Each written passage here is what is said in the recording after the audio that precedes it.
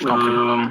Qu'est-ce que vous pensez des gens qui essaient de réformer l'islam pour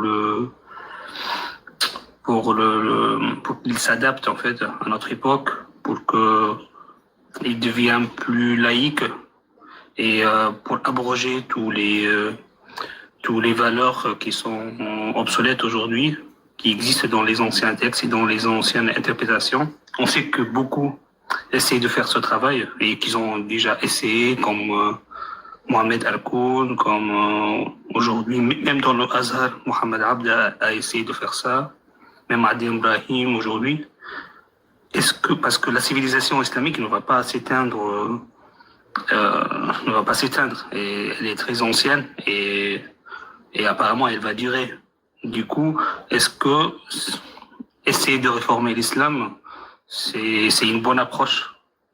Bah, toi, par exemple, quel verset du Coran tu penses qu'il faut réformer? Je sais pas parce que tu sais, même dans le sunnisme, il y a eu beaucoup de divergences. Moi, j'entends bien. Quel verset du Coran tu trouves ignoble? Quelle parole d'Allah est dégueulasse? Donne-moi-en une, s'il te plaît.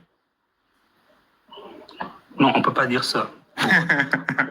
Donc, on peut réformer, mais sans réformer. Changer l'interprétation. Non, il peut changer l'interprétation. On peut changer le tafsir.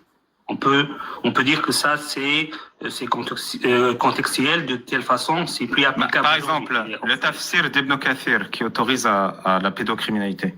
On est d'accord qu'Ibn Kathir, c'est un déglingué qu'il ne faut pas écouter. Parce que c'est un pédocriminel. Oui, on peut dire qu'il a été faux et on ne l'écoute pas. Les réformistes, ils essaient de... Tu peux le dire que Ibn Kathir est un pédocriminel car il valide la pédocriminalité. Mais ça m'a rejeté. En fait, je peux dire qu'il est faux, c'est tout. Il est faux. Non. Vu que Ibn Kathir valide le mariage des enfants, Ibn Kathir est un pédocriminel. Tu peux le dire? Je peux pas le juger parce que c'est à son époque. C'est ultra facile. Est-ce que quelqu'un qui valide le mariage des enfants est un pédocriminel, oui ou non? Oui, aujourd'hui, parce qu'on a les connaissances. Mais j'ai pas compris. Tu veux réformer l'islam hier ou tu veux le réformer aujourd'hui? Non, je le réforme aujourd'hui. Très bien. Je change les tafsirs. Donc, est-ce que Ibn Kathir est un pédocriminel que personne ne doit écouter? Oui, on peut dire qu'il a fait des erreurs et on l'écoute pas. Merci. Comment tu veux réformer l'islam si toi-même t'arrives pas à le réformer? Toi-même, t'arrives pas à te réformer toi-même. Tu vas rien réformer du tout. Parce que celui qui veut réformer comme celui qui n'est pas réformé, et t'en es l'exemple parfait, est soumis à l'autorité religieuse. Ibn Kathir, qui est un charlatan complet, un dégénéré mental, je te le dis direct, c'est un détraqué, t'arrives même pas à le critiquer, à le nommer comme il est. Il n'y aura jamais de réforme parce que l'islam est un apprentissage de la soumission. L'islam, ça t'apprend à ne jamais remettre en cause. Pas Allah, Allah il n'existe pas. Pas Mohammed, Mohammed il est mort. L'islam, ça t'apprend à ne jamais remettre en cause un être humain. Un être humain. C'est pour ça que l'islam fonctionne. Parce que celui qui aime l'islam et celui qui n'aime pas l'islam ne remet pas en cause l'islam. Ça crée des populations soumises, réforme ou pas réforme. Et t'en es la preuve concrète. Quand on parle de réforme, en fait, tu es ton propre ennemi. Parce que pendant que tu parles de réforme tout seul dans ton coin, les musulmans sunnites, ils vont buter qui? En premier, ils vont buter les apostats. En deuxième, ils vont buter les idiots utiles qui les ont aidés à amener au pouvoir. Et en troisième, tu sais qui ils butent? On le sait tous, ils butent les coranistes. Et les réformistes font partie des coranistes. Tu sais, c'est arrivé 53 fois sur Terre. Tu penses vraiment que ça n'arrivera pas une 54e fois? Oui, mais ce travail de faire un islam spirituel et d'enlever et d'adoucir la partie politique, ça, il a fait des succès dans le monde musulman aussi. Ça a fait un impact. Ça réduit la radicalité de beaucoup de C'est pas important. de musulmans. Ce qui est important, c'est est-ce qu'une autorité religieuse a moins de pouvoir via une réforme? Donc, une autorité religieuse que je peux nommer, c'est Ibn Kathir. Est-ce que Ibn Kathir a perdu du pouvoir sur toi parce que tu veux réformer? Pas du tout. Est-ce que Allah a perdu du pouvoir sur toi parce que tu veux réformer? Pas du tout. Il n'y a pas une seule phrase du Coran que tu peux changer. Et le Coran, c'est pas Allah qui l'imprime et qui le distribue. C'est des humains.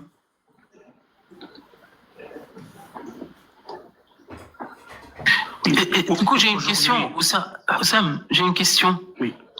Comment tu fais pour qu'un caca sente bon? Agnoslim, c'est pas le moment. Agnoslim, laisse-le réagir à ce que j'ai dit. Laisse-le réagir à ce que Moi, ce que je vois, on a 10 milliards de musulmans, et ces milliards de musulmans, ils doivent s'adapter à leur temps. Ils doivent avoir une approche avec laquelle ils peuvent vivre en paix. Donc, par exemple, tu es pour sécularisé aujourd'hui. Donc, tu es pour que les musulmans aujourd'hui, pour qu'ils vivent avec leur temps, arrêtent la circoncision et le jeûne sans eau, le jeûne sec. Oui, on peut tout mettre en question. On peut tout. Et ce travail a été déjà fait. Bah, dis-le que la circoncision, quand le prophète recommande la circoncision, le prophète dit de la merde. Je t'écoute. Moi, je connais, il y a cet avis, même dans l'islam sunnite, que c'est une recommandation, c'est pas une obligation de. Merci.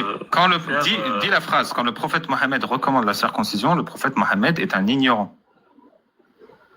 On peut dire que c'est une recommandation, et comme ça, pour certains peuples ou certains pays, ils peuvent ne pas le faire. Merci, c'est très intéressant. Dis, le prophète Mohammed, quand il recommande la circoncision, est un ignorant.